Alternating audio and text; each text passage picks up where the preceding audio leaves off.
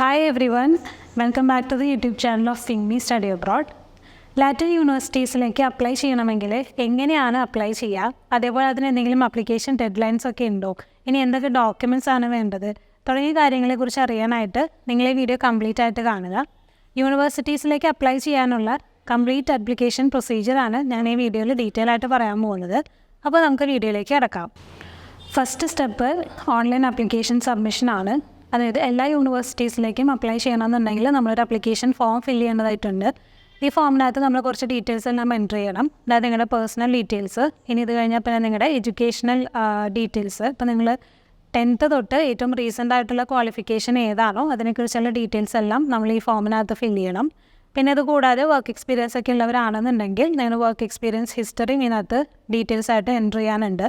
ഇനി ഇത് കൂടാതെ വേണ്ട ഒന്നാണ് റെക്കമെൻഡേഷൻ ലെറ്റേഴ്സ്. അപ്പോൾ മിക്ക യൂണിവേഴ്സിറ്റീസിലും നമുക്ക് ഒരു 2 റെഫറീസിൻ്റെ ഡീറ്റെയിൽസ് നമ്മൾ കൊടുക്കണം.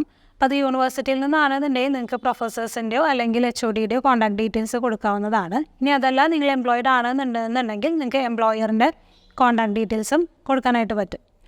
പിന്നെ ഇത്രയും ഡീറ്റെയിൽസ് നമ്മൾ എൻ്റർ ചെയ്ത് കഴിയുമ്പോൾ നമ്മുടെ ആപ്ലിക്കേഷൻ ഫോം ഓൾമോസ്റ്റ് കംപ്ലീറ്റ് ആയി. ഇനി ഈ ആപ്ലിക്കേഷൻ ഫോമിന് നമ്മൾ എൻ്റർ ചെയ്ത ഡീറ്റെയിൽസിനെ സപ്പോർട്ട് ചെയ്യാനായിട്ടുള്ള സപ്പോർട്ടിംഗ് ഡോക്യുമെൻറ്റ്സും കൂടെ നമ്മൾ അപ്ലോഡ് ചെയ്ത് കൊടുക്കണം. അതെന്തൊക്കെ ഡോക്യുമെൻറ്റ്സ് ആണെന്നുള്ളത് നോക്കാം. ഫസ്റ്റ് വേണ്ടത് നിങ്ങളുടെ ID പ്രൂഫ്, അതായത് പാസ്പോർട്ട് തന്നെയാണ്. ഇനി സെക്കൻഡ് വേണ്ടത് നമ്മുടെ എഡ്യൂക്കേഷൻ ഡോക്യുമെൻറ്റ്സ് ആണ്. എഡ്യൂക്കേഷൻ ഡോക്യുമെൻറ്റ്സ് എന്ന് പറയുമ്പോൾ 10th തൊട്ട് നമ്മുടെ ഏറ്റവും റീസെൻ്റ് ആയിട്ടുള്ള ക്വാളിഫിക്കേഷൻ അല്ലെങ്കിൽ ഹയസ്റ്റ് ക്വാളിഫിക്കേഷൻ എന്താണോ അതിനെ സപ്പോർട്ട് ചെയ്യുന്ന രീതിയിലുള്ള എല്ലാ ഡോക്യുമെൻറ്റ്സും വേണം. ഇപ്പോൾ ബാച്ചിലർ ഡിഗ്രിയൊക്കെ ഉള്ളവരാണെന്നുണ്ടെങ്കിൽ അതിൻ്റെ മെയിൻ സർട്ടിഫിക്കറ്റ്, അതുപോലെ കൺസോളിഡേറ്റഡ്, പിന്നെ സെം വൈസ് ആയിട്ടുള്ള മാർക്ക് ഷീറ്റ്സ്, ഇത്രയും ഡോക്യുമെൻറ്റ്സ് നമ്മൾ നിർബന്ധമായിട്ടും അപ്ലോഡ് ചെയ്യണം. ഇനി വർക്ക് എക്സ്പീരിയൻസ് ഉള്ളവരാണെന്നുണ്ടെങ്കിൽ അതിൻ്റെ പ്രൂഫ് എന്നുള്ള നിലയ്ക്ക് നിങ്ങൾക്ക് പ്രൊവൈഡ് ചെയ്യാൻ പറ്റുന്ന ഡോക്യുമെൻറ്റ്സ് എന്തൊക്കെയാണോ അതൊക്കെ നിങ്ങൾക്ക് സബ്മിറ്റ് ചെയ്യാം. അപ്പോൾ ഓൾറെഡി എംപ്ലോയ്മെൻറ്റ് കംപ്ലീറ്റ് ചെയ്തവരാണെന്നുണ്ടെങ്കിൽ നിങ്ങൾക്കൊരു എക്സ്പീരിയൻസ് സർട്ടിഫിക്കറ്റ് വെക്കാം. ഇനി അതെല്ലാം നിങ്ങൾ സ്റ്റിൽ വർക്കിംഗ് ആണെന്നുണ്ടെങ്കിൽ നിങ്ങൾക്ക് ഓഫർ ലെറ്റർ ആയിട്ടോ അല്ലെങ്കിൽ എംപ്ലോയ്മെൻറ്റ് സർട്ടിഫിക്കറ്റ്, നിങ്ങൾ സ്റ്റിൽ അവിടുത്തെ എംപ്ലോയി ആണെന്ന് പ്രൂവ് ചെയ്യുന്ന എംപ്ലോയ്മെൻറ്റ് സർട്ടിഫിക്കറ്റും സബ്മിറ്റ് ചെയ്യാവുന്നതാണ്. ഇതൊന്നും കൂടാതെ നിങ്ങൾക്ക് മറ്റെന്തെങ്കിലും സ്റ്റഡി ഗ്യാപ്പ് ഉള്ളവരാണെന്നുണ്ടെങ്കിൽ നിങ്ങൾക്ക് അതിനെ സപ്പോർട്ട് ചെയ്യുന്ന രീതിയിൽ അല്ലെങ്കിൽ അതിനെ പ്രൂവ് ചെയ്യുന്ന രീതിയിലുള്ള എക്സ്പ്ലനേഷനോ അല്ലെങ്കിൽ ഡോക്യുമെൻറ്റ്സ് ആയിട്ടോ എന്തെങ്കിലും സബ്മിറ്റ് ചെയ്യാൻ പറ്റുന്നുണ്ടെങ്കിൽ അതും നിങ്ങൾ സബ്മിറ്റ് ചെയ്യണം. ഇനി ഏറ്റവും ഇമ്പോർട്ടൻ്റ് ആയിട്ടുള്ളൊരു ഡോക്യുമെൻ്റ് എന്ന് പറയുന്നത് അപ്ഡേറ്റഡ് ആൻഡ് ലേറ്റസ്റ്റ് ആയിട്ടുള്ള CV ആണ്. ഈ CV നിങ്ങൾ ചെയ്യുമ്പോൾ പ്രത്യേകം ശ്രദ്ധിക്കുക, നിങ്ങളുടെ എല്ലാ ഡീറ്റെയിൽസും വളരെ ക്ലിയർ ആയിട്ട് വേണം. ഇപ്പോൾ എഡ്യൂക്കേഷൻ്റെ കാര്യമാണെങ്കിലും ഇപ്പം ഏത് ഇയർ തൊട്ട് ഏത് ഇയർ വരെ ആയിരുന്നു, ഏത് കോഴ്സാണ്, ഏത് യൂണിവേഴ്സിറ്റിയാണ്, എത്ര പെർസെൻറ്റേജ് ആണ്, അല്ലെങ്കിൽ എന്ത് ഗ്രൂപ്പാണ് എടുത്തത് തുടങ്ങിയ ഡീറ്റെയിൽസ് എല്ലാം വേണം. ഈവൻ വർക്ക് എക്സ്പീരിയൻസിൻ്റെ കാര്യത്തിലാണെങ്കിലും നിങ്ങൾ എംപ്ലോയ്മെൻറ്റ് ഡ്യൂറേഷൻ, അതുപോലെ വർക്ക് ചെയ്ത കമ്പനിയുടെ പേര്, ലൊക്കേഷൻ, പിന്നെ നിങ്ങൾ എന്ത് ജോബ് ടൈറ്റിലാണ് ഹാൻഡിൽ ചെയ്തിരിക്കുന്നത്, എന്തൊക്കെ റെസ്പോൺസിബിലിറ്റീസ് ആയിരുന്നു ഉണ്ടായിരുന്നത് തുടങ്ങിയ എല്ലാ ഡീറ്റെയിൽസും വളരെ ക്ലിയർ ആയിട്ട് എക്സ്പ്ലെയിൻ ചെയ്തിട്ടുള്ള ഒരു CV ആയിരിക്കണം. ഇനി ഇതെല്ലാം കൂടാതെ നിങ്ങൾ സബ്മിറ്റ് ചെയ്യേണ്ട മറ്റൊരു ഇമ്പോർട്ടൻറ്റ് ഡോക്യുമെൻ്റ് ആണ് മോട്ടിവേഷൻ ലെറ്റർ എന്ന് പറയുന്നത്. മോട്ടിവേഷൻ ലെറ്റർ നിങ്ങൾ സെൽഫായിട്ട് പ്രിപ്പയർ ചെയ്യേണ്ട ഒരു ഡോക്യുമെൻ്റ് ആണ്.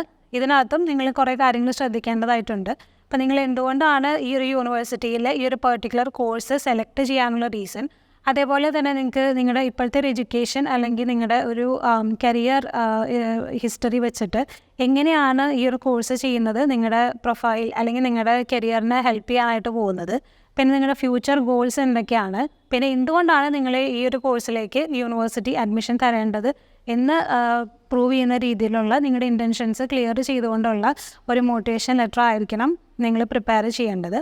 അപ്പോൾ ഇത്രയും ഡോക്യുമെൻറ്റ്സ് ആയി കഴിഞ്ഞിട്ടുണ്ടെങ്കിൽ നമ്മുടെ സപ്പോർട്ടിംഗ് ഡോക്യുമെൻറ്റ്സ് എല്ലാം ആയി.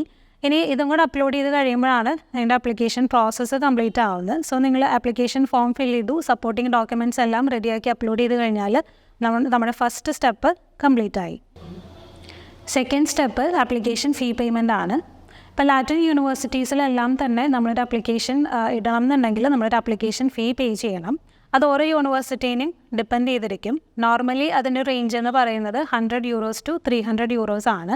അപ്പോൾ വൺസ് നിങ്ങൾ ഓൺലൈൻ ആപ്ലിക്കേഷൻ സബ്മിറ്റ് ചെയ്ത് കഴിഞ്ഞാൽ നിങ്ങൾക്ക് ഒരു 3 to 4 days അല്ലെങ്കിൽ 1 or 2 days വർക്കിംഗ് ഡേയ്സിനുള്ളിൽ തന്നെ നിങ്ങൾക്ക് ആപ്ലിക്കേഷൻ ഫീ പേ ചെയ്യാനായിട്ടുള്ള ഒരു ലിങ്ക് വരും. അപ്പോൾ നിങ്ങൾ വൺസ് ഈ പേയ്മെൻറ്റ് ചെയ്ത് കഴിഞ്ഞ് അത് യൂണിവേഴ്സിറ്റിയിൽ ക്രെഡിറ്റ് ആയി കഴിഞ്ഞാൽ അല്ലെങ്കിൽ അവിടെ റിസീവ് ആയി കഴിഞ്ഞാൽ നിങ്ങളുടെ ആപ്ലിക്കേഷൻ ഫീ പേയ്മെൻറ്റ് എന്നുള്ള പ്രോസസ്സും കംപ്ലീറ്റ് ആയി. അപ്പോൾ ഇതോടുകൂടി നമ്മുടെ സെക്കൻഡ് സ്റ്റെപ്പും കംപ്ലീറ്റ് ആയി.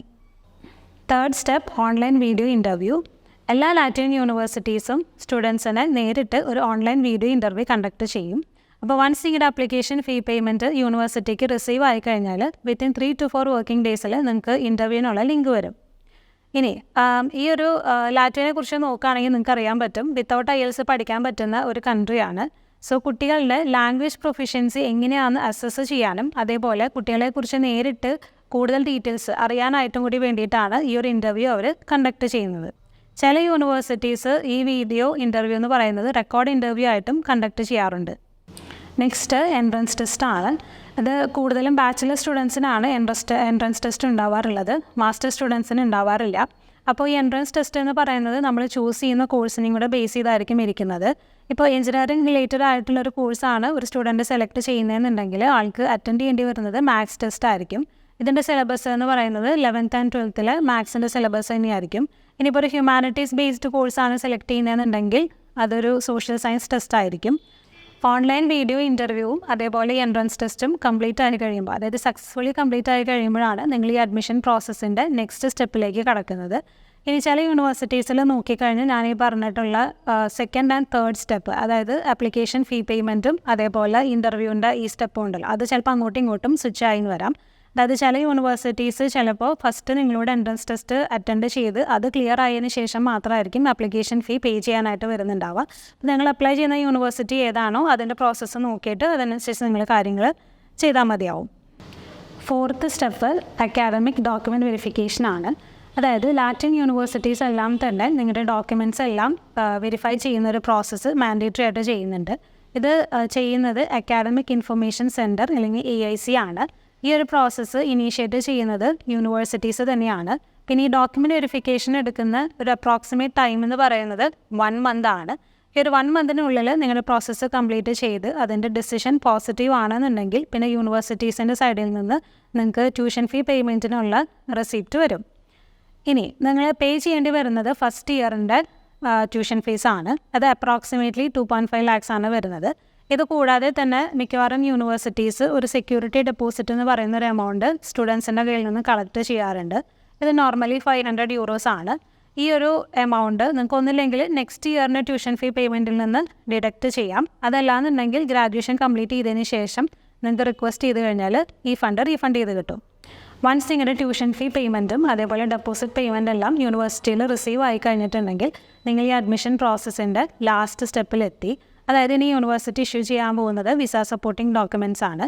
അതായത് യൂണിവേഴ്സിറ്റിയുടെ സൈഡിൽ നിന്ന് നിങ്ങൾക്ക് final offer letter, final confirmation letter, അതേപോലെ യൂണിവേഴ്സിറ്റി ഇഷ്യൂ ചെയ്യുന്ന ഇൻവിറ്റേഷൻ ലെറ്റർ, ഇതുകൂടാതെ സൈൻഡ് ആയിട്ടുള്ള സ്റ്റഡി എഗ്രിമെൻറ്റ്, പിന്നെ അക്കോമഡേഷൻ സപ്പോർട്ട് ലെറ്റർ, കൂടാതെ നിങ്ങൾ ട്യൂഷൻ ഫീ പേയ്മെൻറ്റ് ചെയ്തതിൻ്റെ റിസീപ്റ്റ് തുടങ്ങിയ ഡോക്യുമെൻറ്റ്സ് ആയിരിക്കും ഈ വിസ സപ്പോർട്ടിംഗ് ഡോക്യുമെൻറ്റ്സിൽ ഉണ്ടാവുന്നത്. അപ്പോൾ ഇത്രയും ഡോക്യുമെൻറ്റ്സ് റിസീവ് ആയി കഴിഞ്ഞാൽ നിങ്ങളുടെ അഡ്മിഷൻ കൺഫേം ആയി, അതേപോലെ തന്നെ നിങ്ങളുടെ അഡ്മിഷൻ പ്രോസസ്സും കംപ്ലീറ്റ് ആയി. ഇനി നിങ്ങൾക്ക് വിസ പാർട്ടിലേക്ക് കിടക്കാം. അപ്പോൾ ഇത്രയാണ് ലാറ്റിൻ യൂണിവേഴ്സിറ്റീസിൻ്റെ അഡ്മിഷൻ പ്രൊസീജിയർ എന്ന് പറയുന്നത്. അപ്പോൾ നിങ്ങൾക്ക് കാര്യങ്ങളെല്ലാം ക്ലിയർ ആയി എന്ന് വിചാരിക്കുന്നു. അപ്പോൾ ഇനി നിങ്ങൾക്ക് എന്തെങ്കിലും ഡൗട്ട്സ് ഉണ്ടെന്നുണ്ടെങ്കിൽ കമൻസ് ഇടാവുന്നതാണ്. ഇനി ടെൻഷൻ ഫ്രീ ആയിട്ട് യൂണിവേഴ്സിറ്റീസിൽ അഡ്മിഷൻ നേടണമെന്നുണ്ടെങ്കിൽ ഞങ്ങളെ തീർച്ചയായിട്ടും കോൺടാക്റ്റ് ചെയ്യുക. ഈ വീഡിയോ ഇഷ്ടപ്പെട്ടു എന്നുണ്ടെങ്കിൽ please like, share and subscribe. Thank you.